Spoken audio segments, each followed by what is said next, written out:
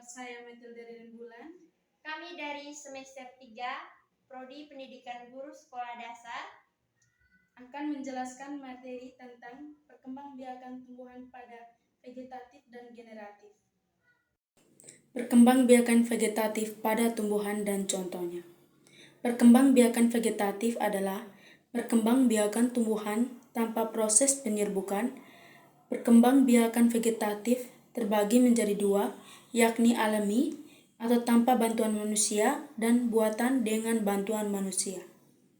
Berikut beberapa cara berkembang biak tumbuhan vegetatif. 1. Perkembangbiakan vegetatif alami. A. Umbi lapis. Di antara lapisan yang ada pada umbi lapis, terdapat bakal tunas. Bakal tunas pada lapis yang ditanam akan tumbuh menjadi tunas. Tunas tersebut kemudian akan tumbuh menjadi tanaman baru. Contohnya, tumbuhan dengan cara berkembang biak seperti ini adalah bawang putih dan bawang bombay.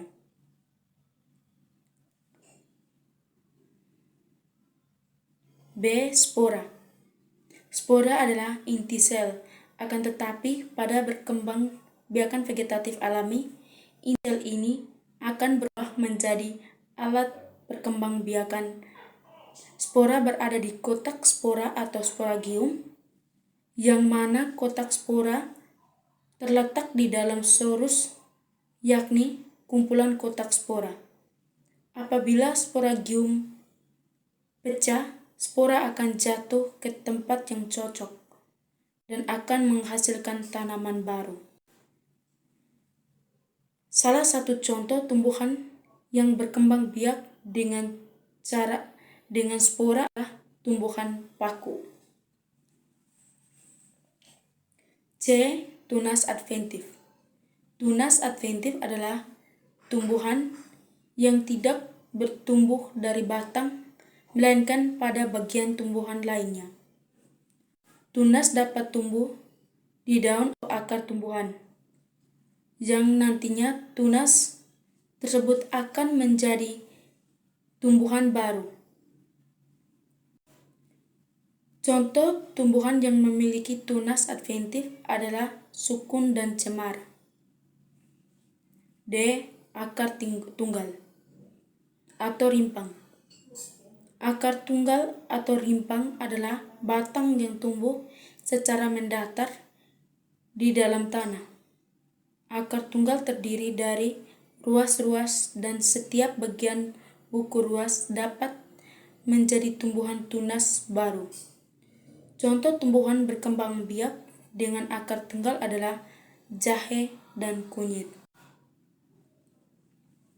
E. Geragi. Geragi adalah batang yang tumbuh menjalar di atas permukaan tanah. Menyerupai akar tunggal, geragi juga terdiri atas ruas-ruas. Ruas-ruas tersebut akan menjadi tempat tumbuhnya tunas dan akar baru. Salah satu contoh tumbuhan yang berkembang biak dengan geragi adalah stroberi. 2. Perkembangbiakan vegetatif buatan. A. Stek atau setek. Stek adalah cara perkembangbiakan yang menggunakan bagian daun atau batang tumbuhan. Cara memotong bagian tumbuhan yang akan di stek akan memengaruhi hasil stek.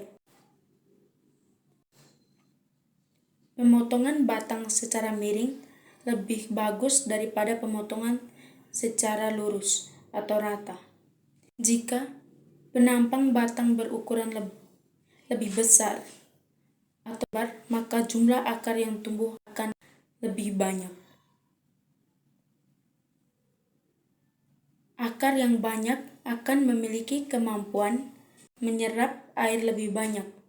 Tidak hanya itu, tumbuhan juga menjadi lebih kokoh dan tumbuh subur. B. Cangkok. Cara melakukan cangkok adalah dengan mengelupas bagian kulit, batang, dan menghilangkan kambium pada batang. Selanjutnya, batang dibungkus menggunakan serabut kelapa atau dapat juga diberi plastik yang sudah dilubangi. Dalam waktu beberapa minggu, pada batang yang dicangkok akan muncul akar. Dengan demikian, batang tersebut siap untuk ditanam. Perlu diketahui, tidak semua tumbuhan dapat dicangkok.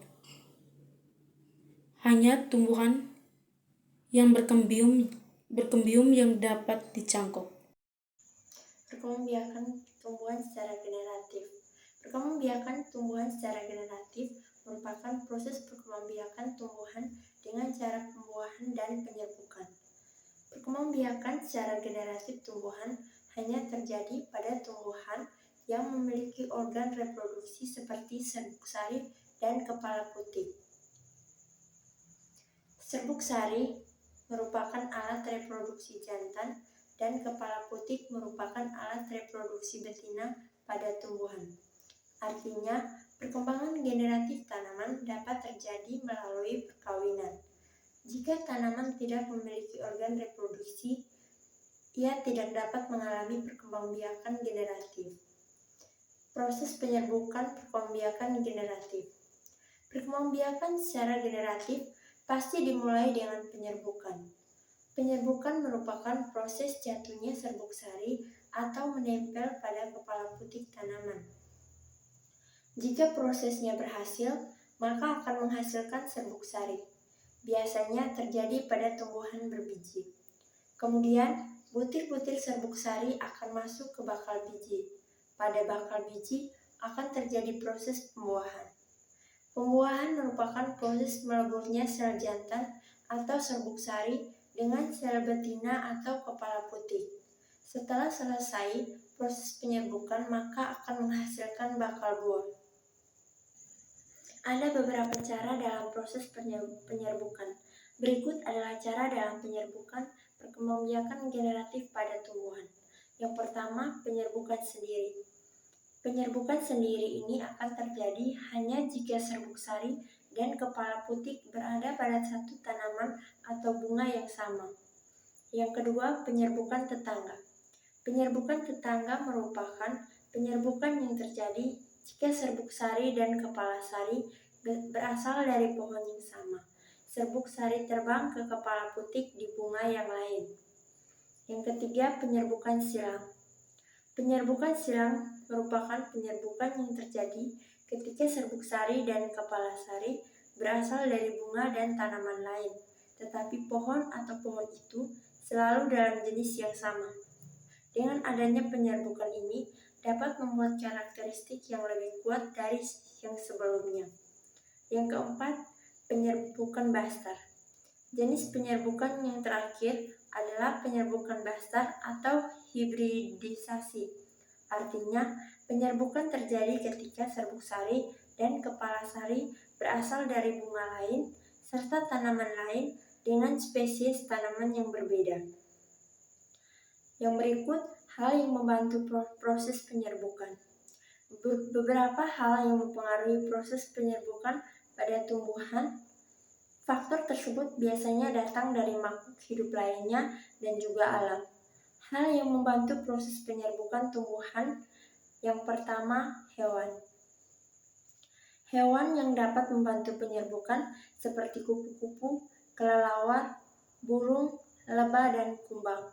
Contoh tumbuhan yang diserbuki oleh hewan antara lain bunga melati, mawar, durian, dan kembang sepatu. Yang kedua, manusia. Manusia juga dapat menjadi faktor dalam penyerbukan perkembangbiakan vegetatif. Tumbuhan yang biasanya harus dibantu proses penyerbukannya oleh manusia adalah pohon salak dan vanili. Yang ketiga, angin.